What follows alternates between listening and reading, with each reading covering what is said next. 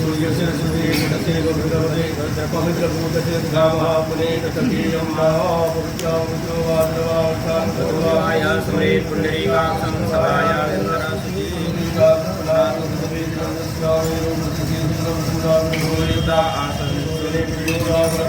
परमात्मा देवता देवी गायत्री गंगा प्राणायामे विनियोगः नमः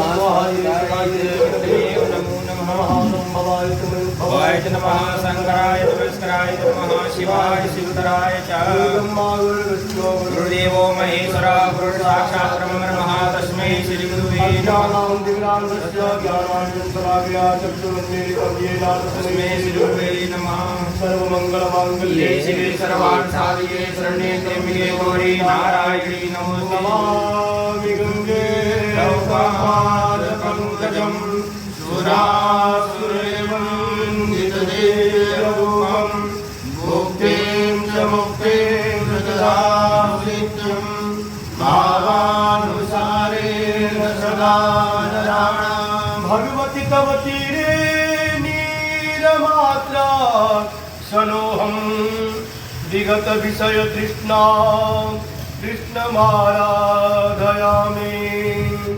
सकल कलुष भंगे स्वर्ग सोपान संगे तरल तर तरंगे देवी गंगे पुनातु देवी गंगे पुनातु हे सवित्रमंडल मध्यवर्ती नारायण सरसिजासन सुन्दरेशः केयूरवान् मकरकुण्डलवान् किरीटी हारे हिरण्यमय वपूतशङ्खचक्रः हेया परिवग्नमभिष्टदोहं तीर्थास्पदं शिवविरञ्चिनुतं शरण्यं भृत्याद्यं प्रणतपालभवादिपूतं वंदे महापुरुषते चरणारविन्दं त्यक्त्वा सुदुस्तरसुरेप्सितराजलक्ष्मीं धर्मिष्ठ आरवचसां यदगाधरण्यं मायामनुष्यवैप्सित मन्वधावत् प्राणान्नमो भगवते पुरुषाय तुभ्यं बलधामं हेमशैलावदेहं धनुजवनुकृशानं ज्ञानिनामग्रगण्यं सकलगुणनिधानं वानराणामधीशं रघुपतिप्रियभक्तं वातजातं नमामि नमोऽस्तु ते व्यासविशालबुद्धे फुल्लारविन्दायतपत्रनेत्रं तेन त्वया भारततैलपूर्णं प्रज्वालितं ज्ञानमय प्रदीपः प्रज्वालितं ज्ञानमय प्रदीपः ॐ नमः पार्वतीपतये हर हर हर महादेव। परम पूज्य स्वामी जी महाराज जी के चरणों में अनंत कोटि प्रणाम। समस्त विराजित उपस्थित सूक्ष्माति सूक्ष्म देवगण ऋषिगण आत्मगण ब्रह्मलीन स्वामी जी के चरणों में कोटि कोटि प्रणाम। बट वृक्ष अस्वस्थ सभी देवी देवताओं को कोटि कोटि प्रणाम। माँ गंगा मैया कलुषहारिणी त्रिपथगामिनी के चरण में कोटि कोटि प्रणाम। परम पवित्र क्षेत्र फरीदाबाद हरियाणा हरियाणा हरि जहाँ सदैव विराजमान रहते हैं, आने की बात जो होते हैं, ऐसे हरियाणा प्रदेश में हमारा ये अखाड़ा दासिल अखाड़ा की शाखा में समस्त सूक्ष्मात्म सूक्ष्म ऋषिगण को कोटि कोटि प्रणाम। उपस्थित स्वामी जी के चरण में कोटि कोटि प्रणाम। गरुड़ पुराण वेद व्यास द्वारा रचित ग्रंथ को कोटि कोटि प्रणाम। अष्टादश पुराण, 4 वेद, 4 उपनिषद, सभी वेदों उपनिषदों और संपूर्ण शाखाओं को कोटि कोटि प्रणाम। धर्म किसी भी मानव का मूल हुआ करता है। हि धार्यते इति धर्मः। धर्म वही है जिसको धारण किया जाए, धारण कर सटीक उसके पद पंथों पे चला जाए। ये हमारा अखाड़ा उदासीन उसी पंथ को मानता है और चेतो नगरी तारो गाँव का जो ये संदेश सदैव सभी ऋषिगणों के हृदय में, सभी मुनियों के हृदय में विराजमान रहता है। और यही कारण है जो भी अखाड़ा, जो भी इस प्रकार के सिद्ध स्थल है, प्रायः अधिकतर गांवों में भी हुआ करता है। कारण गांव के लोग विशुद्ध होते हैं, छल प्रपंच रहित होते हैं। उनके हृदय में परमात्मा का वास कराना ही हमारे अखाड़ा का मूल उद्देश्य है। अपने परंपराओं का जानकारी देना ही मूल उद्देश्य है। उसी परंपराओं में अति दुखातिशोक एक घटना हमारे इस अखाड़ा में हुआ, जिसकी क्षति पूर्ति करना प्रायः हम सब के लिए असंभव है। हम उस ब्रह्मलीन स्वामी जी के चरणों में प्रणाम करते हुए, कोटि कोटि प्रणाम करते हुए आशीर्वाद चाहते हैं जो हमारे वाणी में सरस्वती विराजमान हो, हमारे हृदय में देव विराजमान हो और हम उनका गुणगान उन्हीं के मुख से उन्हीं को सुनाने का प्रयत्न करते हैं। इन पुराणों को वाचन करने से पहले मन वाणी को पवित्र करने के लिए 2 मिनट भगवत नाम संकीर्तन, तत्पश्चात कथा में प्रवेश। नारायण राम नारायण नारायण नारायण गुरु नारायण नारायण नारायण गंगा नारायण नारायण नारायण लक्ष्मी नारायण नारायण नारायण भोले नारायण नारायण नारायण सिद्ध नारायण नारायण नारायण श्री गुरु नारायण नारायण नारायण अम्बे नारायण नारायण नारायण राधा कृष्ण नारायण नारायण नारायण अग्निदेव नारायण नारायण नारायण वरुण नारायण नारायण नारायण श्रीमन नारायण नारायण नारायण गरुड़ पुराण नारायण नारायण नारायण भजमन नारायण नारायण नारायण श्रीमन नारायण नारायण नारायण मोहन श्याम माधव श्याम मोहन माधव श्याम मोहन श्याम माधव श्याम मोहन माधव श्याम मेरे राम हे घन श्याम भजमन नारायण श्रीमन नारायण नारायण नारायण भजमन नारायण नारायण नारायण केशव नारायण नारायण नारायण अच्युत नारायण नारायण नारायण अवधूत नारायण नारायण नारायण श्रीमन नारायण नारायण नारायण। बोलिए नारायण भगवान की जय। कथा हरि कथा सो कथा अन्य सर्वम यथा। हम सब आपस में मिल करके परमात्मा के सानिध्य को ध्यान करके उनका गुणगान करते हैं, उसको कथा कहते हैं।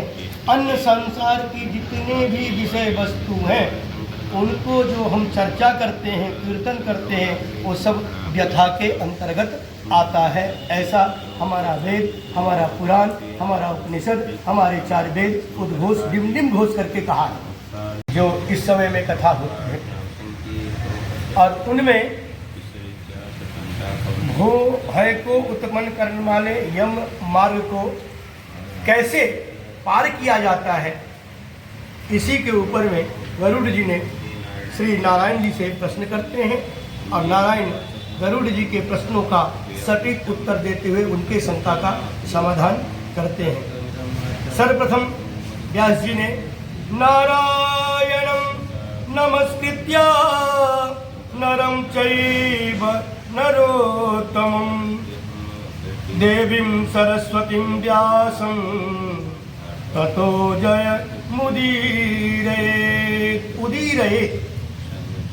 हे परमात्मा, आपके चरण में कोटि कोटि नमस्कार। नमस्कृत्य नमस्कार करके नरम चैव नरोत्तमम, जो नर में सबसे उत्तम नर नारायण है, उन नारायण को और आप सबके हृदय में विराजमान, हम सबके हृदय में विराजमान जो नारायण है, जो घटघटवासी है, उस घटघटवासी को प्रणाम करते हुए और सरस्वती देवी जो वाणी की देवी अधिष्ठात्री देवी है तथा व्यास जी को प्रणाम करते हुए हम जय शब्द का उच्चारण सदैव करते रहना चाहिए। अतः आपकी जय हो, आपकी जय हो। धर्म दृढ़ बद्ध मूलो वेद स्कंध पुराण शाखाढ्य क्रतु कुसुमो मोक्ष फलो मधुसूदन पादपो जयति। महर्षि वेदव्यास गरुड़ पुराण की रचना से पूर्व ग्रंथ की निर्विघ्न परिसमाप्ति के कारण सर्वप्रथम मंगलाचरण करते हैं। हमारे शास्त्र में, हमारे व्याकरण शास्त्र में या किसी भी शास्त्र में मंगलाचरण 3 प्रकार का बताया गया है। मध्या मंगलादीनी, मंगल मध्यानि, मंगल अंतानि च। मंगल प्रथम जो मंगल होता है वो नमस्कारात्मक होता है। हे परमात्मा आपकी जय हो। तो मंगलादीनी, मंगल आदि में, मंगल मध्य में, और हम लोग एक साक्षात बताते भी हैं जब हर का पहले तो पत्र लिखा जाता था, तो पत्र लिखने में भी हम लोग श्री सरस्वती जयते या श्री गणेशाय नमः, श्री सरस्वत्यै नमः या सीतारामाभ्याम नमः, ये सब भी मंगलाचरण के अंतर्गत ही आता है। क्योंकि रामाय नमः चतुर्थी है, राम के लिए नमस्कार है। गणेशाय नमः यानी गणेश के लिए नमस्कार है। नमः स्वस्ति स्वाधा अलम वसत योगाच, व्याकरण में कारक में इन्होंने नमस्कार में नमः शब्द में, स्वस्ति शब्द में, अलम वसत योगा, ये जो स्त्राय करते हैं इस सब में भी चतुर्थी का प्रयोग किया है। अतः तत्तद देवी देवता के लिए नमस्कार कहते हैं। उसी मंगलाचरण को मध्य में जब ग्रंथ कुछ दूर तक चला जाता है, जैसे हम लोग कहीं से कहीं यात्रा करते हैं, यात्रा करने के बाद जब 2 घंटे में हमारा शरीर कुछ सुसुप्ति अवस्था को प्राप्त करता है तो हम कहीं न कहीं पानी इत्यादि पीते हैं, अल्पाहार करते हैं, तो मंगल मध्यानी। तो यहाँ भी जब व्यास जी लिखते लिखते जब कहीं विश्राम लेने की स्थिति आती है वहाँ भी मंगलाचरण करते हैं। और तथा जब ग्रंथ समाप्त हो जाता है। जिस प्रकार से हमारा यात्रा समाप्त हो जाता है, तो जब हम यात्रा आरंभ करते हैं तब भी परमात्मा का नाम लेते हैं। अपने अपने इष्ट परक, चाहे गुरुदेव परक, चाहे गणेश परक, चाहे हनुमत परक, चाहे शिव परक, चाहे राधा कृष्ण परक, प्रणाम करते हुए ही अपना यात्रा आरंभ करते हैं। तथैव जब वो यात्रा समाप्त होता है तो परमात्मा को धन्यवाद देते हैं। यहाँ भी ग्रंथ में जो लास्ट में भी मंगलाचरण जब किया जाता है, अंतानीचा, अंत में जब मंगलाचरण किया जाता है तो हम परमात्मा को धन्यवाद देते हैं। जो परमात्मा बड़ी कृपा, ये ग्रंथ पूर्ण हुआ। जिस प्रकार से यात्रा करते हुए हम पहले मंगलाचरण किए, मध्य में भी कहीं विश्राम लेकर के फिर वहां से प्रारंभ किए तो मंगलाचरण किए, परमात्मा का स्मरण किया। परमात्मा का नाम ही मंगल है, क्योंकि उनका नाम तुलसी बाबा ने कहा, मंगल भवन अमंगल हारी, मंगल भवन अमंगल हारी, द्रवुं सुदशरथ अजर बिहारी। मंगल के भवन घर है परमात्मा, और अमंगल को हरण करने वाले ऐसे परमात्मा को सदैव हम स्मरण करते रहें। यही इस शरीर से इसका सबसे बड़ा परम कर्तव्य होना चाहिए, और ये होता है। परंतु विषयांतर, विषय वासना इत्यादि समय के चक्र से हम कहीं फंस जाते हैं तो उनको भूल जाते हैं, जबकि भूलना हमारा परंपरा नहीं होना चाहिए। प्रथम कर्तव्य तो ये मानव जीवन ही परोपकार और उन्हीं की स्मरण करने के लिए मिला हुआ है। बाकी जितने भी ये माया जाल है सब यहीं की खेल है, ये सब जाने वाला नहीं है। जाने वाला तो एक ही साथ जाता है, हरि स्मरणम केवलम की गच्छति। केवल हरि स्मरण जो किया हुआ है वही जाता है, जो परोपकार किया हुआ है वही जाता है। और कलयुग में तो परमात्मा ने साक्षात तुलसीदास बाबा के हाथ से लिखा दिया, कलयुग केवल नाम आधारा, कलयुग केवल नाम आधारा, सुमिर सुमिर नर उतरहि पारा। इस संसार रूपी भवसागर से पार करना यदि हम चाहते हैं तो केवल आश्रय परमात्मा का ही है, जो कलयुग में इससे बड़ा कोई साधन बताया ही नहीं गया है। चाहे कोई भी ग्रंथ उठा करके देख लें। उन्हीं को कहा, हे महाराज, हे बताइए आप ये मधुपादप जो आप स्मरण करते हैं उस मधुसूदन को, वो मधुसूदन का रूप कैसा है? श्री भगवान उवाच, कल्प वृक्ष समक भूत्वा, कहते हैं वो परमात्मा कल्प वृक्ष के समान है। कल्प वृक्ष इस संसार में प्रायः लुप्त हो चुका है, परंतु स्वर्ग लोक में अभी भी विराजमान है और हमेशा रहेंगे। कल्प वृक्ष उसे कहते हैं जो जब भी स्मरण किया जाए वो प्राप्त हो जाए, उन्हीं का कल्प वृक्ष नाम है। अर्थात कल्प वृक्ष वृक्ष नहीं बल्कि साक्षात परमात्मा ही है मेरी दृष्टि से, क्योंकि परमात्मा ही कर्तुम अकर्तुम अन्यथा कर्तुम सर्व समर्था ईश्वरः। ईश्वर सब कुछ करने में समर्थ है, अतः कल्प वृक्ष तो साक्षात ईश्वर ही है, साक्षात हरि ही है, इसमें कोई संशय नहीं।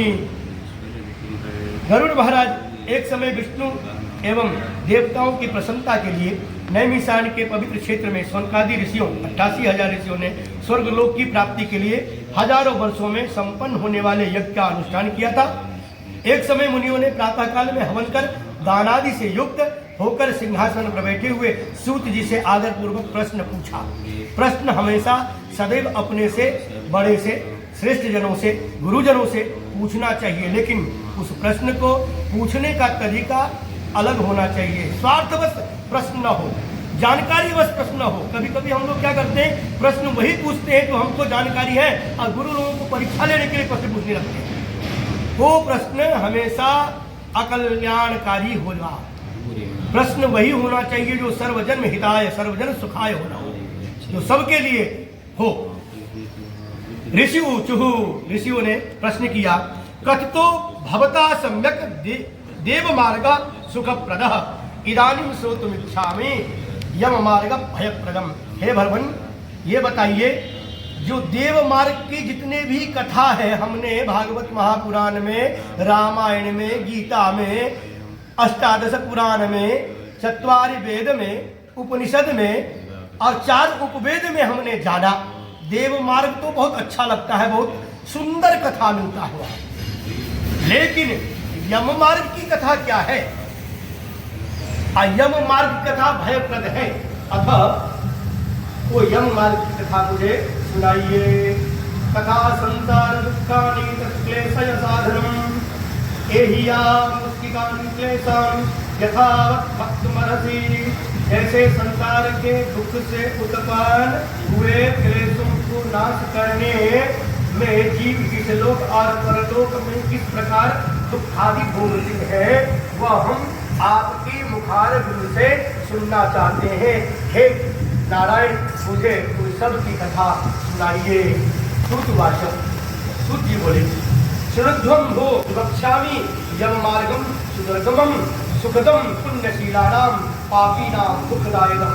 हे गरुड़ जी, आप यदि सुनना चाहते हैं तो सुनिए। श्रुध्वम भो विवक्ष्यामि, मैं बोलता हूँ, यम मार्गम सुदुर्गमम। देखिए, देव मार्ग जिस प्रकार से बिल्कुल सरल है, उसी प्रकार से यम मार्ग अति दुर्गम है। सुखद पुण्यशीला नाम, जो पुण्यशील व्यक्ति है उनके लिए तो वो यम मार्ग भी सुखद हो जाता है, परंतु पापी नाम दुखदायक, पापियों के लिए वो दुख का कारण बनता है, वो दुख ही दुख वहां भोगना पड़ता है।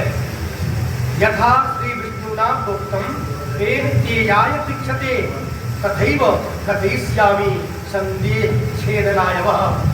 जिस प्रकार से विष्णु भगवान ने प्रोक्तम कहा, तेन तेय, आप उसी प्रकार से मुझे पूछ रहे हैं। गरुड़ ने इस कथा का विस्तार भगवान से पूछा। श्री विष्णु जी ने जिस प्रकार गरुड़ से कहा, उसी प्रकार तुम्हारे स्नेह को दूर, संदेह को दूर करने के लिए मैं इस कथा का वाचन करता हूँ। एक समय वैकुंठ में भगवान आनंद से विराजमान थे। उस समय गरुड़ ने विन्यायित होकर पूछा। अब भगवान ने कहा कि यहाँ शेष सैया पे विराजमान, वास्तविकता यह है जो कल जो बीता हुआ एकादशी है, एकादशी हरिशयनी एकादशी था, अर्थात कल से परमात्मा शयन सैया में क्षीर सागर में फैल गए हैं और सभी बागडोर हमारे भोले बाबा को दे गए हैं। यानी अब 6 मास पर्यंत भोले बाबा का राज है, लेकिन दोनों एक ही है, अलग नहीं, क्योंकि भोले बाबा के हृदय में श्री विष्णु विराजमान है, राम विराजमान है, केशव विराजमान है, और इन सबके हृदयों में भोले बाबा को यदि सही सलामत कोई जान पाया तो श्री हरि ही है। इसीलिए भगवान ने कहा, ईश्वरा सर्वभूतानां, ईश्वरा सर्वभूतानां, ईश्वर इन सर्वभूत में, चराचर जगत में निवास करते हैं, अर्थात ईश्वर सदैव है, सदैव वर्तमान है, कभी वो कहीं जाते आते नहीं है, सब जगह है। और हम सब ने सुना है, जब हिरण्यकशिपु ने प्रहलाद जी से कहा, महाराज ये बताओ तुम्हारा हरि है कहाँ? उन्होंने कहा सब जगह विराजमान है। बोला अच्छा, सब जगह विराजमान है, यहाँ भी विराजमान है? बिल्कुल, इस खंभे में विराजमान है। बोला हाँ। और साक्षात हरि ने नरसिंह अवतार होकर खंभे से फाड़ कर उनका नाश किया था। सर्वत्र हरि सर्वत्र समान, परमात्मा सदैव सदैव वर्तमान में निवास करते हैं, अतः परमात्मा कहीं जाने वाले नहीं है। गरुड़ उवाच, गरुड़ ने भी प्रश्न किया, भक्ति मार्गम बहुविधं कृतो भगवता मम तथा कवृतां देव भक्तानां गतिरुत्तमा। अधुना श्रोतुमिच्छामि यं मार्गं भयंकरं तद्भक्तेर् मुखानां च तत्रैव गमनं श्रुतं। गरुड़ जी ने कहा, अनेक प्रकार के भक्ति मार्ग आपने मुझसे कहा और भक्तजनों की उत्तम गति को भी कहा। इस समय भयंकर यमलोक मार्ग को सुनने की इच्छा करता हूँ।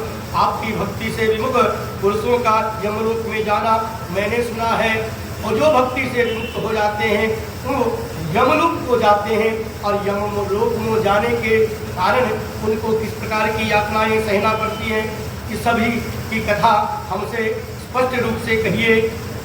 सुगमं भगवन् नाम जिह्वा च वशवर्तिनी तथापि नरकं यान्ति विगतिक्षुब्धराधमान् अतो मे भगवन् ब्रूहि पापीनां च गतिर्भवेत् यममार्गस्य दुःखानि यथा ते प्राप्नुवेत्। हे भगवन्, आपका नाम अति सुगम है, उनके उच्चारण करने से कुछ परिश्रम नहीं होता।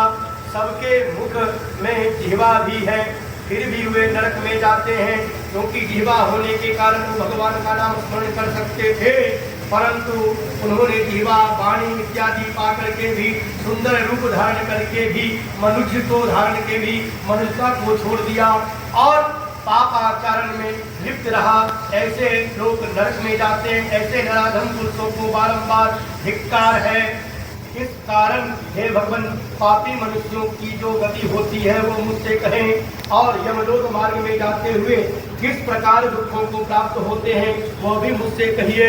श्री भगवान वाच पक्षे हम शृणु पक्षीन्द्रा यम मार्गम चये नये नरके पापिनो यान्ति शृण्वतापि भीतिदम्। ये ही पापरताक्ष्य दया धर्म विवर्जिता दुष्ट संगास्य संस्रास्त सत्संगति परामुखा। श्री भगवान ने कहा, हे पक्षींद्र, हे गरुड़ जी, जिसके सुनते ही भय उत्पन्न होता है, ऐसे यमलोक मार्गों में आपसे कहता हूँ, जिस मार्ग से पापी मनुष्य नरक में जाते हैं वह सुनने में भी बड़ा भयंकर है। उस नरक में ऐसे ऐसे मनुष्य जाते हैं जो पाप कर्म में सदैव संलग्न लिप्त रहते हैं तथा दया धर्म से रहित रहते हैं, दुष्ट पुरुषों के साथी हैं, शास्त्र तथा सत्संगति से परामुख हैं। आत्मसंभाविता स्तब्धा धनवान मदान्विता आसुरा भाव पापन्ना देवी संपद विवर्जिता अनेक चित्त विभ्रांता मोहजाल समावृता प्रसक्ता काम भोगेषु पतंती नरकैषु च। हे हम्बर भागी है, अभिमानी किसी को भी नमस्कार नहीं करता, धन के मद में युक्त हो आसुरी संपदा में प्राप्त होते हैं और देवी संपदा से वर्जित रहते हैं, चित्त के चलने मात्र से विवक्षित हो मोहजाल में आच्छादित है और काम भोग में संलग्न ऐसे प्राणी अशुचि नामक नरक में जाते हैं। अतः परमात्मा का नाम सदैव मुख यदि सुंदर मिला है तो उनसे, उस जिह्वा से परमात्मा का नाम सदैव रखना चाहिए। काम कोई भी करते रहिए लेकिन नाम कभी भी ना छूटे। थोड़ा सा ध्यान रखने का है, अशौच का शौच का ध्यान रखना है। बाकी सदैव गच्छम तिष्ठम त्रिकालम, गुरु लोग कहते हैं जो गच्छम तिष्ठम त्रिकालम, सदैव नाम लिया जा सकता है। गच्छन मतलब चलते हुए, तिष्ठन मतलब बैठे हुए, और त्रिकालम तीनों समय, भूत भविष्य वर्तमान, ये तीनों समय में सदैव परमात्मा का नाम लेते रहना चाहिए। काम करते रहे, नाम लेते रहे तो हमारा कल्याण होगा। ये नरा ज्ञानशीलाश्च ते यान्ति परमां गतिं पापशीला नरः याचतो दुःखेन यमयातनां पापिनां नौमिकं दुःखं तथा भवति तीक्ष्णो ततस्थे मरणं प्राप्य यथा गच्छन्ति यातनां। जो पुरुष ज्ञानशील हैं वे परम गति को प्राप्त होते हैं। जो प्राणी पाप कर्म में प्रवृत्त हैं वो तो दुख से यम यात्रा को भोगते ही हैं। पापी प्राणी को जैसे इस संसार में दुख होता है उसको सुनो वे मृत्यु को प्राप्त हो जैसे यमलोक को जाते हैं उसे मैं सुनाता हूँ। हे गुरु महाराज, ध्यान से सुनो। सुकृतम दुष्कृतम पापी भुक्त्वा पूर्वम तथार्जितम कर्म योगा कदा तस्य कश्चित् व्याधि प्रजायते आदि व्याधि समायुक्तम जीविका सास उत्सुकम कालो बलि यन हिव दज्ञाते प्रतिपाद्यते। सुकृत और दुष्कृत भोग कर अर्जित कर्म के योग बल से वृद्धावस्था में व्याधि उत्पन्न होती है। व्याधि मानसिक पीड़ा प्रदान करता है और मानसिक पीड़ा से युक्त जो जीव जीने की इच्छा रखते हैं उनको सर्प के समान अचानक काल आकर प्राप्त हो जाता है, जैसे मृत्यु पर सर्प दौड़ता है। अतः वो काल किस समय किसके ऊपर विराजमान हो जाए ये कोई नहीं जान सकता। जैसे ये संसार भ्रांतिमान है, हम सब ध्यान रखते हैं, चलते चलते मार्ग में अचानक कोई रस्सी पड़ा हो और हमारे पास ज्ञान न हो, ज्ञान नहीं, ज्ञान का अर्थात प्रकाश, प्रकाश न हो, करदीप न हो, करदीप मतलब टॉर्च, टॉर्च न हो, उस रज्जु में सर्प की भ्रांति होता है और हमारा पांव वहीं चिटक जाता है। पांव एक बार भी आगे होने की इच्छा नहीं करता है। क्यों? क्योंकि भय है, ये संसार भी भय है। और गीता कहती है जो दुखालयम अशाश्वतम, इस संसार में हे अर्जुन मैंने केवल दुख ही दुख भरे हैं, सुख कहीं नहीं है। सुख यदि कहीं कोई प्राप्त करता है, अपने आप को आनंद महसूस करता है, तो केवल अपने पुरुषार्थ से आप प्राप्त कर सकता है, बाकी सब जगह दुख ही दुख है। ये दुखालय का घर है, दुख का ही घर है ये संसार। अतः वह पुरुष अवश्य में इस संसार में दुख भोगता है, उसको उसकी दुख की संपूर्ण यातनाओं का कैसे कैसे वर्णन हम करें, लेकिन सूक्ष्म रूप से तुम्हें मैं विस्तार से सुनाता हूँ, सुनो उस कथा।